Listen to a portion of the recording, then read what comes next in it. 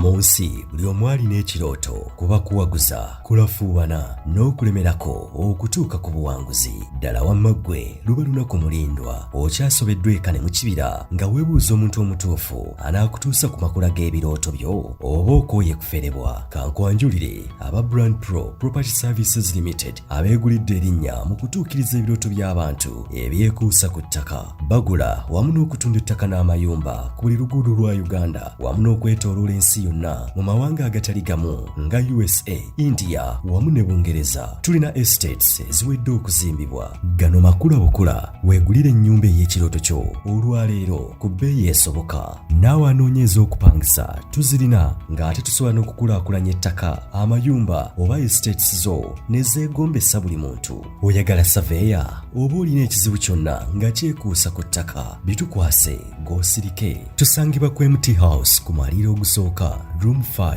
ewazana ku Entebbe Road okuliraana ekizimbe kya Muguluma Empire. Osobola okutukubira oba okutuweereza obubaka ku WhatsApp namba zaffe noti 773 206 584 noti oba noti 703 824 noti 79 ne ku website www.brandpro.co.ug. ate mwe bankuba kyeyo ebyammwe byateredde anti osobola okugula poloti oba okufuna ennyumba n'okomawo nga buli kimu kiri malidaadi saana. Sebatuka abafera olwaleero ng'okolagana ne Brand Pro Property Services Limited tutuukiriza birooto. Nkomerero justice has prevailed. Bafena tukimanyi bulungi Jakana baali bamukwatira bulungi. Eggwanga likiriza mu kye tuyita freedom of speech. Era byonna byonna yali ayogera yali abyogera ng'obuulyawo bulumi bwe yalina ku mutima. Naye nga byonna nebaza kooti okubeera ng'era ly'amazima newa Jakana era njozaayoza taata waffe Hajji kubeera nga asobola okufuna mutabani. Ensonga eno bwe yatutuukako nze nga omwana enzaala y'omulubiri kyannuma nnyo era kyampaliriza ogenda mu lukiiko olukulu lw'eggwanga n'engitebolinga mu maaso ga sipiika ne babaka bannange ne bampagira ku nsonga eyo. Era y'ensonga lwaki baavaayo mbagira ne badduka emisinde ne batandika okuleeta Jakana mu kkooti. Naye ku nkomerero kirungi tufunye amazima n'obwenkanya era nkubiriza ne kkooti ebiseera ebisinga muyimirire ku mazima n'obwenkanya kubanga muli essiga eryetongodde mu by'obukulembeze bwa Uganda. Kino kitegeeza ki? Parliament twakaleeta etteeka libatannaba kusayininga, president lyatannaba kusayininga. Etteeka eryo ligenda kubeera nga linyigiriza abantu abakozesa social media mu ngeri emu oba endala. Naye ebiseera ebisinga eno gavumenti eri mu buyinza amateeka ago egaleeta okunyigiriza omuntu wa bulijjo. Tukimanyi bulungi nti Uganda si yensi yokka ekozesa social media. Ensi zonna zikozesa social media era abantu batambulizaako obubaka. Eno ensi katugiyita global village kubanga message erina okuspreadinga across the world through social media. Kati gavumenti okuvaayo netandika okukola crackdown on social media kiba kitegeeza nti bali mu kuwakanya amaloboozi agagiwakanya. Ffe ng'abakulembeze ekyo tetujja kikiriza era abantu baffe tujja kuba tubabulira ekituufu. Etteeka eryo lyajja mu Parliament twalisimbire kuuli era tulinze lyagenze wa president bw'anaaba lisayininze tujja kutandikira awo kubeera nga tuliwakanyiza ddala kubanga si lya mazima na bwenkanya. Uganda ng'ensi it's not an island. Tetuli kazinga, tuli ku nsi erina ensi endala. Tetuyinza kubeera n'amateeka mu ggwanga nga gakola wano wokka nga mu nsi endala tegakola. So y'ensonga lwaki tugamba nti nedda obwenkanya bulina okubeerawo mu ggwanga lyaffe. Ensonga lwaki tugamba nedda amakooti galina okubeera nga gali independent. We twogera tulina ababaka babiri bakyali mu kkomera Seggirinya ne Ssewanyana naye nga ababaka ba Parliament balondebwa abantu bangi ne babateekamu obwesigwa bakyali kigo. Lwaki nti gavumenti yasalawo obusazi negamba bano ngenda basiba tebajja kubeera nga bafuna remand. It's very unfortunate that we are in a country where we have people being arrested for no reasons, abductions, brutal arrests. And that happened to our son of the soil, the one Jakana Nadduli. When this matter happened, I was persuaded to front it in Parliament, and given overwhelming support by the Speaker and other legislators. Fortunately, the Executive and the Minister of Security heeded to our call for producing Jakana in court. And we are very happy today that justice has prevailed for the people of Luwero, for Hajji Nadduli, and for Jakana, because the bail has been granted. But again, it should be a learning situation for all of us. We expect our courts to be fair. We expect our courts to be independent because it's an independent arm of government. We do not expect any kind of influence from the executive towards what the court has to do. And congratulations to my dear brother Jakana Nadduli, congratulations to Hajji Nadduli, congratulations to the people of Luwero and the people of Uganda for this victory in court. The 5 million cash bail, what is your response on that money? Is it... Why pay that money for a case that is non-existent? Of course, this is how our courts, again, continue to exploit our people. We have to fight these things. We have to fight injustices in our country. And the only people to fight injustices is us, the living. And I call upon Ugandans, anywhere or injustice on one person is injustice everywhere. It is our responsibility to fight injustices and make sure that our country is a better place for everyone. Finally, don't you think this case has an impact on use of social media in the country? Of course, the Parliament of Uganda has just passed a law that brings down or cracks down on social media users. Unfortunately, Uganda is not an island. We do not stay on an island because these things happening in Uganda are not happening elsewhere in the world. We cannot have laws that only operate in Uganda. And this issue of social media laws intends to attack a section of the people of Uganda. And of course, it is those people that do not agree with the government. We all know why they brought that law, because they want to crack down on dissenting voices that oppose the current governance or the bad governance in our country. It is these social media people that keep spreading news around the country, around the world about injustices, especially on issues of abductions. We cannot keep quiet when people are being abducted. We cannot stay silent when people are being abducted, and that's why we take videos, we take recordings and spread to the whole world to show people what is happening in our country. Amanya gange nze Serunkuma Sali Muzimula nga ndi kansala akiikirira abantu b'e Kakawala mu sub county y'Obutuntumula mu Luwero district.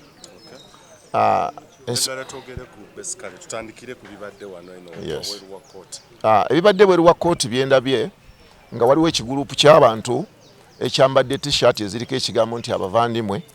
nga bakulembeddwa Frank Gashumba abasazeeko kooti yaffe. Tetumanyi nno gye bavudde kubanga tetumanyi abavandimwe basibukawa oba batuulawa oba mu constituencies za Uganda ze tulina waje bava tetumanyi, era situyinza kumanya bavuddewa nga babadde bazze okulaba nti baziyiza beyiro ey'okuweebwa omuvunaanibwa gwe bavunaana gwe bayita Sulaiman Jakana Nadduli. Kyendowooza mu musango ogw'obwewussa ogutaliiyo kubanga abavandimwe mu constitution ya Uganda ffe tetubalinaamu, ne bw'onoonyaamu article n'emu toyinza kusanga mu ggwanga ly'abavandimwe. Kati omuntu gwe bavunaana okusosola amawanga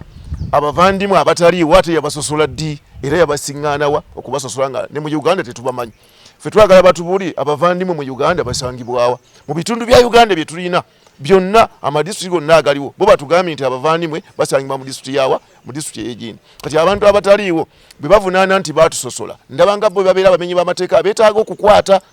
Ate n'ekira ku byenda bye wano ne gavumenti eno tukyaye nnyo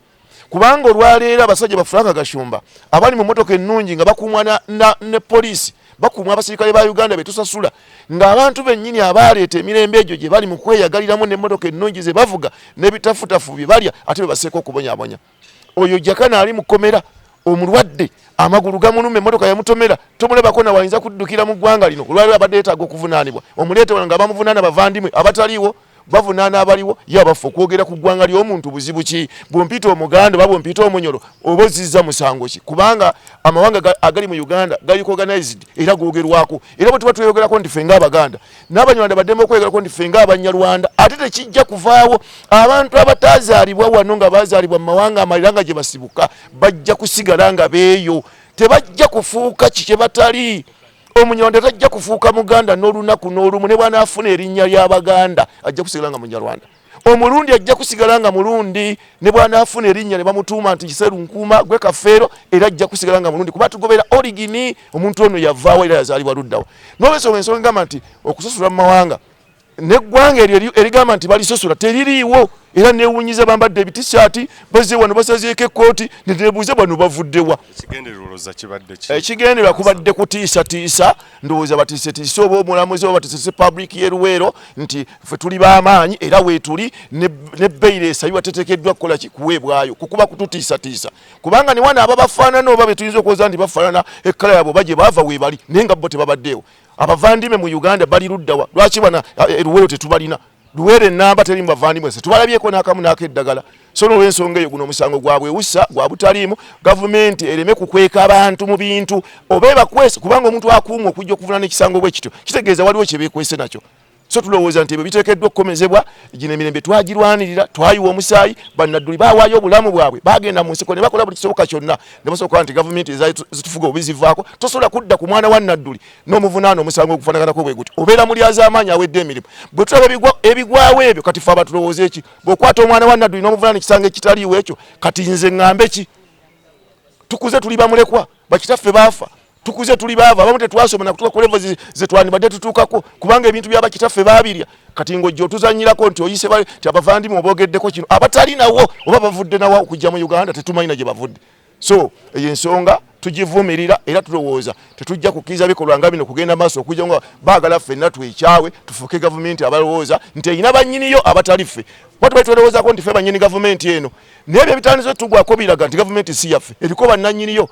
so ekikolwa ekyo ekyokuvunaana ebisango ebitaliiwo abantu abataliiwo tebayinza kuvunaana baliwo abavandimwe mu Uganda tebaliiwo batulage oba amendment bazikoze jjo oba babayingizaamu ddi batubuulire babateekawa mu constitution balyoke batandika okuvunaana bannayuganda nti basosodde abavandimwe oyogera ki ku kyengeri Luweero triangle gyezze esasulwamu ekigenze wano webigenda mu maaso ku famire ya Hajji Nadduli oyinza okwebuuza oba yeno engeri gavumenti ya President Museveni gyesasulamu bawo veteran oba abalwanyi bwe batyo gavumenti eno kyekoze mu kusasula abalwanyi kwe kubalabya ennaku abantu bonna kubanga bw'olowoozaamu kino bwe kiba kiri mu maka ga Nadduli akaddiyo olwaleero takyasobola naggoba mbaata olwaleero mukadde kyewali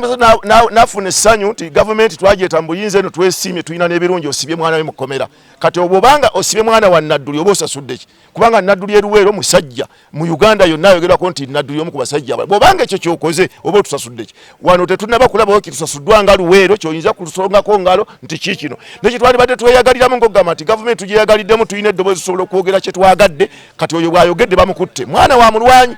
kati kirowoozebwa batusasudde ki bakitulage nti Luweero tugiwadde kino batulage nti batusasudde kino n'obulamu batandise ate okubukwatako okububonyaabonya nga ne mu byenfuna tebalina kye batuyambye nga Luweero okulaba tugenda mu maaso kakati ate n'obulamu okweyagalira mu bulamu ne mu nsi yaffe nakyo batandise okikwatako engalo nga batutuulako kati olwo batusasudde ki tewali kye tusasuddwa batugamba eno yemmeka ya NRM mu bikolwa ne mu ndabika n'ebigenda mu maaso ekintu ekyo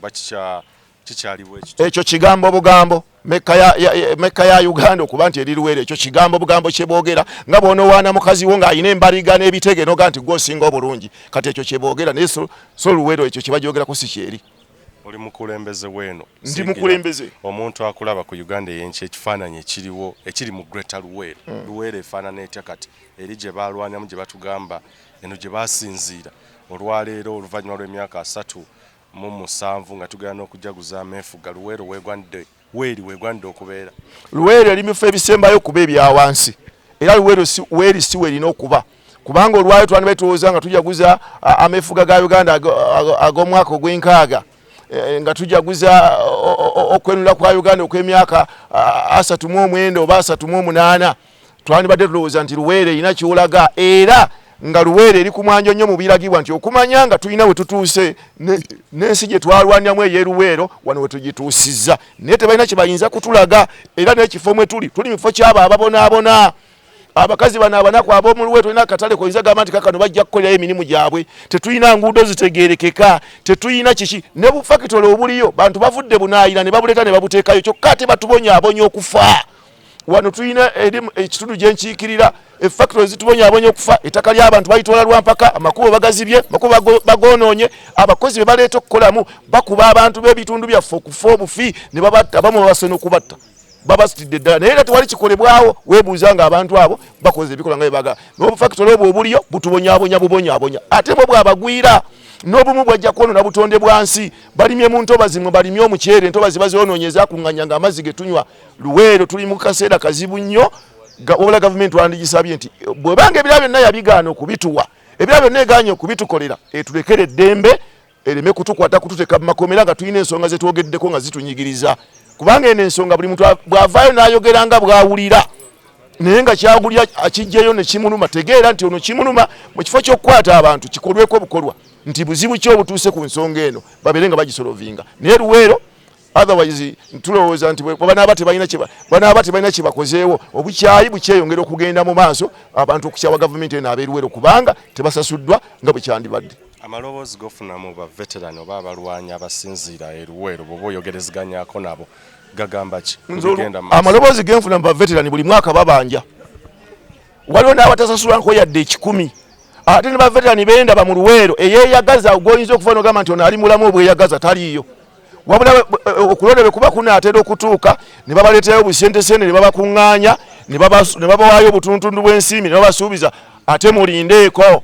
anti mwina kubanja aliwo bw'anaavaawo munaasasula ani anaabasasula gwe mubanja bwe mugamba aveewo ate ani anaabawo ensimbi zammwe ze mubanja teri wano omuntu yazirwanako gw'oyinza kujjayo olwayo n'omuteekaawo nga yeeyagaza abantu ngera kyakulabirako kirungi ngera abantu bagamba maama yalyoka n'alwana nze simulaba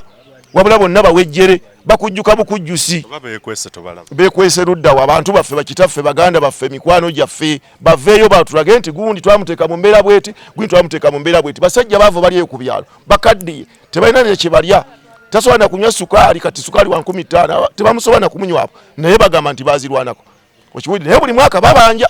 era buli baweerawo okulonda obalaba nga bakuŋŋaanye ku disitulikiti nga babanja ate babayita mujje ne bakuŋŋaana bakyabanja n'otuswaliro naye bayitibwa waliwo okulonda bwe kuggwa ng'ebyo biggwa bino bikolebwa kagenderere gavumenti eno neerabize oba mu kujja kwayo bye byali ebigendererwa byakozesa abantu kubasuula gavumenti erabika etwekengera ndowooza nga bwe twagikweka mu nsiko ne tugiwagira erowooza tugiwagirayo n'omulala kyevudde tulabye ennaku ndowooza teyagadde kututeeka mu mbeera eyo nnungi ekirala yalina ebigendererwa byayo balabika baalina abantu baabwe bwe baali baagala babeere obulungi mu kino kati bo baakibeera ffe tetukyalina mugaso nga bw'olina okozesa eddala n'olinnya bw'omala okukka n'olikola ki bw'omala okutuuka gy'olaga n'olikasuka nerigweri ndowooza naffe twali ddaala kubanga tewali kye tusasuddwa tekinnabeerawo njogera mazima bajje bakitulage nti Luwero musasuddwa kino bwe banaakitulaga statement yange nejja kuba ya bulimba naye bwe kitaabeewo era ejja kubanga esigala nga nywevu era bannaluwero balina okutegeera nti tukyabanja n'okutuusayo pulezidenti agenda mu myaka 4 nga atufuga wano tukyabanja tetusasulwanga bye batandise okusasulamu bye bino singa osinkana President Museveni olwaleero obubaka ki bw'oyinza omugamba obubaka bwe nsobola okuwa President Museveni singa musisinkanye kwe kumujjukiza nti waliwo ekitundu gye bayita Luwero walwanirayo kyokka obubaka bwe nnyinza okumuwa nti waliwo ekitundu kye bayita Luwero gye walwanira okyakijjukira oba tokyakimanyi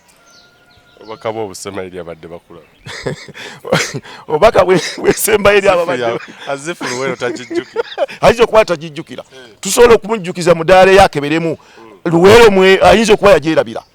tuteekeddwa okumujjukiza nze bwe musanga kyemujjukiza nti eriyo ka district ke bayita Luwero muzeeyo okamanyi oba tokamanyi yambulye nti mubyafaayo akyakamanyi oba takamanyi yekyo so obubaka bwempa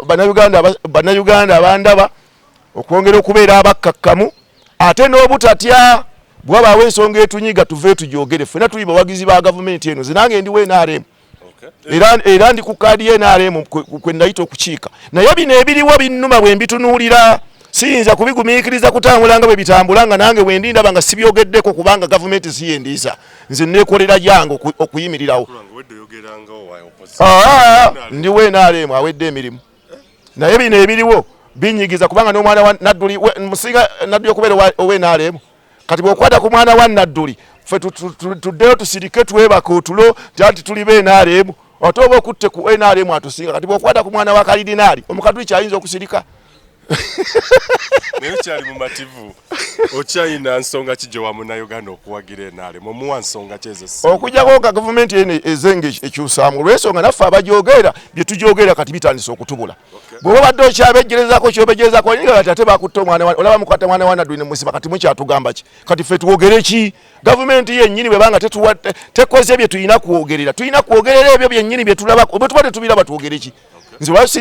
sinza genda mu bantu nga bagamba nti NRM yesinga nga bino byebigwawo okujja nga waliwo ekirongoosi tosobola kugamba abantu ti NRM nze nsobola okgenda neŋŋamba nti bwe manja gadde nga nkwatiddwa ensonyi nti kangironde naye okubulira omulala nti gironde kati bwambuuza ensonga kwagirondera muwe ensonga ki mukama akonkomye Uganda ey'enkya